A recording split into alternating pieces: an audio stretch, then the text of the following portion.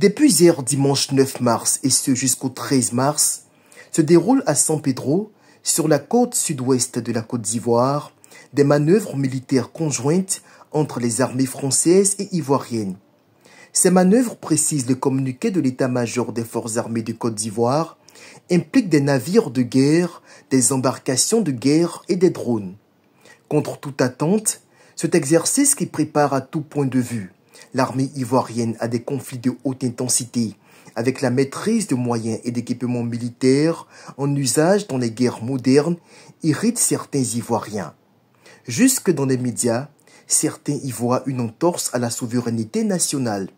Finalement, la Côte d'Ivoire doit-elle cesser toute forme de collaboration avec une armée extérieure? Solliciter l'expertise d'une armée plus expérimentée, mieux outillée, est-il synonyme de vassalisation? Ou bien est-ce le fait que ce soit fait avec la France qui pose problème? À un moment donné, il faut se décomplexer l'esprit. La France tient une stature militaire d'envergure mondiale.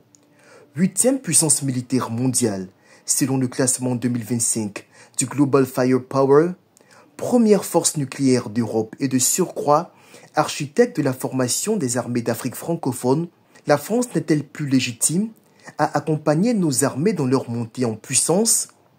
L'armée chinoise a défilé lors de l'édition 2024 de la fête de l'indépendance. Cela n'a choqué personne. Les putschistes néocolonialistes de l'AES hébergent des bases militaires russes sur leur sol, équipent exclusivement leurs armées avec de l'équipement russe, exécutent sans mot dire les exigences du Kremlin en matière de défense, embauchent dans leur garde rapprochée des mercenaires russes mandatés par Moscou.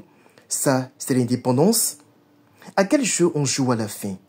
De 2016 à 2025, la France a été d'un appui stratégique solide pour la Côte d'Ivoire dans la lutte antiterroriste et anti-djihadiste. Dans le contexte sécuritaire exécrable au niveau de la sous-région, la Côte d'Ivoire est une glorieuse exception. Et c'est cet allié qui est même en train de renforcer la structure militaire de nos armées que certains veulent éloigner. Vivement la multiplication de ces initiatives de coopération bilatérale pour la stabilité de la Côte d'Ivoire.